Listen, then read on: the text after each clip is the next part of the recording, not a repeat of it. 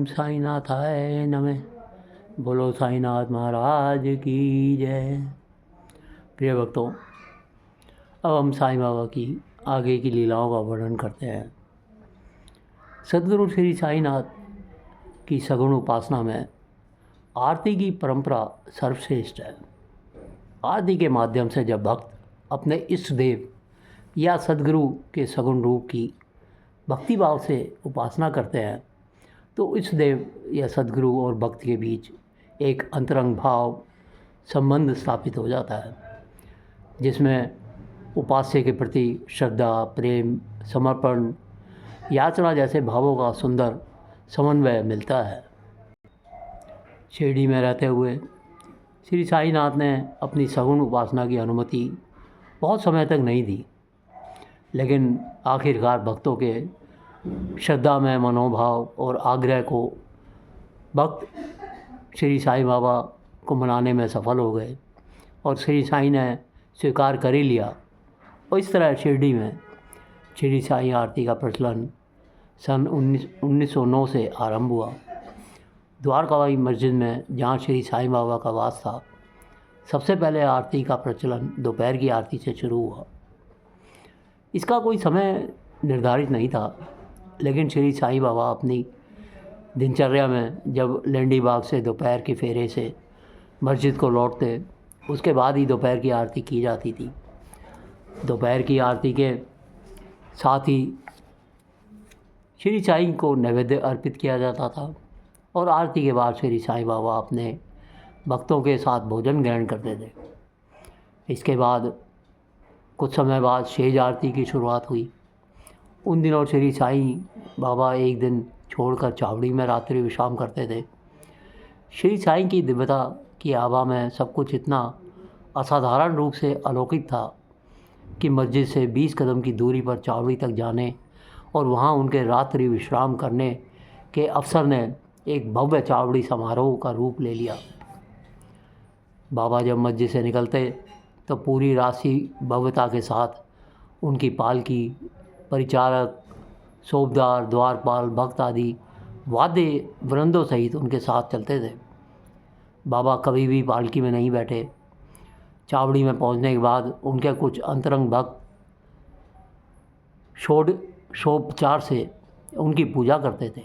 इसे चावड़ी में रात्रि दरबार भी कहा जाता था। इस प्रकार चावड़ी में श्री साईं की सेज आरती की परंपरा आरंभ हुई, जिसके बाद सभी भक्त अपने घर लौट जाते थे और श्री साईं चावड़ी में ही रात्रि को विश्राम किया करते थे। इन्हीं दिनों काकड़ आरती, जिसे सुबह की प्रातःकालीन आरती कहा जाता है, का भी शुभारंभ हुआ। चावड़ी में रात्रि विश्राम के बाद अगली सुबह श्री साईं के द्वारकामाई मस्जिद में लौटने से पहले काकड़ आरती संपन्न की जाती है। इस प्रकार शेज आरती और काकड़ आरती चावड़ी में और दोपहर की आरती द्वारकामाई मस्जिद में होने लगी। दोपहर की आरती का दैनिक प्रचलन था, लेकिन काकड़ आरती और शेज आरती का प्रचलन एक दिन छोड़कर था, जब बाबा चावड़ी में ठहरने जाते थे। शाम की आरती, धूप आरती का प्रचलन कुछ वर्षों के बाद शुरू हुआ। यह सूर्यास्त की बेला में की जाती थी। इस तरह ये आरतियाँ सद्गुरु के सन्मुख भक्ति भाव के साथ संपन्न होती थी। मस्जिद में श्री साईं की आरती करने का श्रेय क्रमशः तात्या साहेब, मेघ श्याम और बापू साहेब जोग को मिला। शुरुआत में बाबा के अंतरंग भक्त और कुछ शिरडी ग्रामवासी ही इन आरतियों में भाग लेते थे, लेकिन बहुत जल्दी ही श्री साईं के प्रति यह सगुण भक्ति की उत्तम अभिव्यक्ति बन गई और दूर दूर से भक्तजन इनमें सम्मिलित होने के लिए भारी संख्या में आने लगे। उन दिनों सबसे अधिक संख्या में भक्त द्वारकामाई मस्जिद में दोपहर की आरती में सम्मिलित होते थे। सद्गुरु श्री साईनाथ ने सामूहिक बैठक, सामूहिक खान पान को हमेशा प्रेरित किया, जिसमें जाति पाति, धर्म पंथ का कोई भेदभाव नहीं था। इसलिए शिरडी में सामूहिक पूजा के रूप में आरती का प्रचलन सद्गुरु श्री साईनाथ की अप्रोक्ष प्रेरणा से ही हुआ था।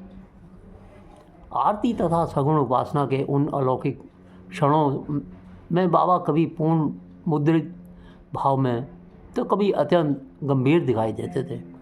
उनके चारों ओर एक दिव्य आलोक मंडल लहरा उठता था। कितनी अदृश्य शक्तियाँ, देवगण, यक्षगण उन क्षणों में भूतल पर उतरकर श्री साई वंदन में सम्मिलित होते। आरती के समापन पर भक्तजन सच्चिदानंद सद्गुरु श्री साईनाथ महाराज की जय जयकार करते। उसके पश्चात श्री साईं भक्तों को ऊदी प्रसाद देकर कृतार्थ करते थे। श्री साईं का सभी प्राणियों के प्रति ऐसा प्रेम था कि आरती के पश्चात वे श्याम सुंदर घोड़े के मस्तक पर भी ऊदी लगाते थे।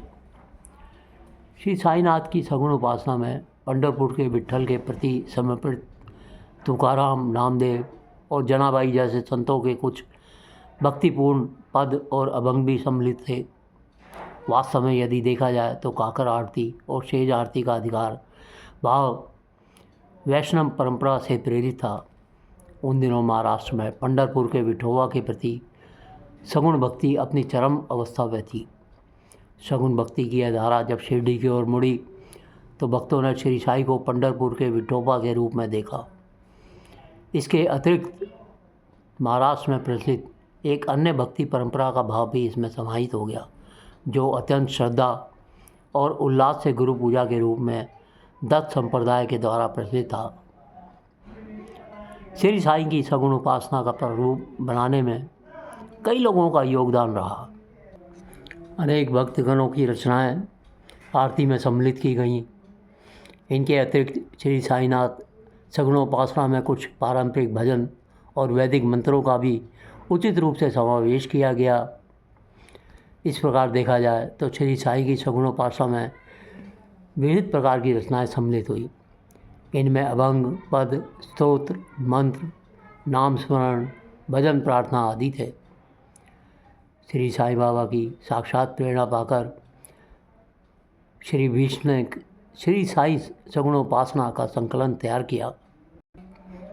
आरती को श्री साईं की सगुणोपासना में सर्वोपरि स्थान दिया गया है। आरती अपने इष्ट देव या सद्गुरु के सन्मुख की जाने वाली ऐसी उपासना विधि है जिसमें जीवात्मा का परमात्मा के साथ नित्य और शाश्वत संबंध का भाव समाहित है। जिस तरह समस्त ब्रह्मांड उस परम ब्रह्म रूपी केंद्र के चारों ओर घूमते हैं, उसी प्रकार जीवात्मा रूपी दिए की लौ भी अपने इष्ट देव या सद्गुरु के चारों ओर एक लय में घूमती है। आरती की ज्योति को अपने सद्गुरु या इष्ट के चारों ओर घुमाने को मानस प्रदक्षिणा भी माना जाता है। आरती के दिए की लौ आत्मज्योति की भांति है, इसलिए पंचारती में 5 दियों की ज्योति जलाकर भक्त अपने पंच प्राण को प्रतीकात्मक रूप से अपने सद्गुरु को समर्पित करने का संकल्प करता है। आरती के दिए की लौ के समान भक्त आत्मशुद्धि की प्रार्थना करते हैं। आरती से भक्त सरल प्रेम भाव में अपने इष्ट या सद्गुरु को किसी भी दृष्टिकोण से बचाने की प्रार्थना करते हैं। सम्मिलित रूप से आरती करते हुए भक्त अपने सद्गुरु या इष्ट देव के सम्मुख एकत्रित जन समूह की व्यापक चेतना का एक हिस्सा बन जाते हैं और थोड़ी देर के लिए अपना अहम भाव भुला देते हैं। आज भी शिरडी में साईं आरती की परंपरा अत्यंत प्रेम और श्रद्धा से चल रही है। दिन में चारों समय की आरतियाँ, काकड़ आरती, मध्याह्न आरती, धूप आरती और शेज आरती निर्धारित समय पर सुचारू रूप से समाधि मंदिर में होती हैं, जहाँ सद्गुरु श्री साईनाथ की देह आज चिर विश्राम की स्थिति में है। साईं सगुणोपासना की सुंदर रीति में आरती गायन करते हुए भक्तजन साईं भाव में खो जाते हैं। उन क्षणों में श्री साईं को निहारते हुए उनकी मूर्ति के भाव अपने मन के भाव के अनुरूप बदलते हुए पाते हैं। ये जीवंत भाव ही भक्तों के लिए साईं आरती का प्रसाद है। प्रिय भक्तों, काकड़ आरती के कुछ भावार्थ बताने का हम प्रयास करते हैं आपको। उठा उठा श्री साईं नाथ गुरु चरण कमल दावा, आदि व्याधि भवताप वारुणी तारा जड़ जीवा। हे श्री गुरु साईनाथ, उठिए, हमें अपने चरण कमलों के दर्शन दीजिए। हमारे समस्त मानसिक व शारीरिक कष्टों और सांसारिक कलेशों का हरण करके हम देहधारी जीवों का तारण कीजिए। गेली तुम्हा सो दुनिया, भवत मरजनी विलया परी ही अज्ञानानसी तुमची भुलवी योग माया। सांसारिक अज्ञान रूपी अंधकार आपको छोड़ चुका है, परंतु हम अज्ञानी लोगों को आपकी योग माया भ्रम में डाल रही है। शक्ति न आमा यति किंचित ही तिजला सराया तुम हिच तीते सारुनि धावा मुख जन तारा है। हम में इस माया को दूर करने की किंचित भी क्षमता नहीं है, इसलिए आप इस माया के पर्दे को हटाकर लोगों को तारने के लिए अपना मुख दर्शन दीजिए। भो साईनाथ महाराज भव तिमिर नाशक रवि अज्ञानी आमी किति तुमिच तब वर्णावी शो थोरवी ती वर्णिता भागले बहुवदनी शेष विधि कवि। हे साईनाथ महाराज, आप संसार के अंधकार को नष्ट करने वाले सूर्य हैं, हम अज्ञानी हैं, हम आपको महिमा का क्या बखान करें। अनेक शीर्ष वाले आदिशेष ब्रह्मा और प्रशस्त कवि भी जिसका बखान करते थक गए हैं। सक्रप होनि तुमचा तुम हिच वधवावा आदि व्याधि उठा उठा श्री साईनाथ दावा। उठा उठा श्री साईनाथ गुरु चरण कमल दावा। कृपा करके आप ही अपनी महिमा का बखान हमसे करवा लीजिए। भक्त मनी सद्भाव धरुनी जे तुम्हा अनुसर ले ध्यायास्तव ते दर्शन तुमचे द्वारी उबे ठेले। अपने मन में सद्भाव लेकर जिन भक्तों ने आपका अनुसरण किया वे भक्तजन दर्शन पाने हेतु आपके द्वार पर खड़े हैं। ध्यानास्था तुम हांसा पाहुनि मन अमुचे धाले परि त्व दच नामृत प्रसायाते आतुर झाले। हम आपको ध्यान में स्थित पाकर आनंद विभोर हैं, परंतु आपके वचनों का अमृत पीने के लिए आतुर भी हैं। उड़ डुनि नेत्र कमला दीन बंधु रमाकांता पाही चा कृपा दृष्टि बालका जशी भ्राता रंजवी मधुरवाणी हरि ताप साईनाथा। हे दीनों के बंधु रमाकांत, अपने नेत्र कमल खोलकर हम पर वैसी ही कृपा दृष्टि डालिए जैसी माँ अपने बच्चे को देती है।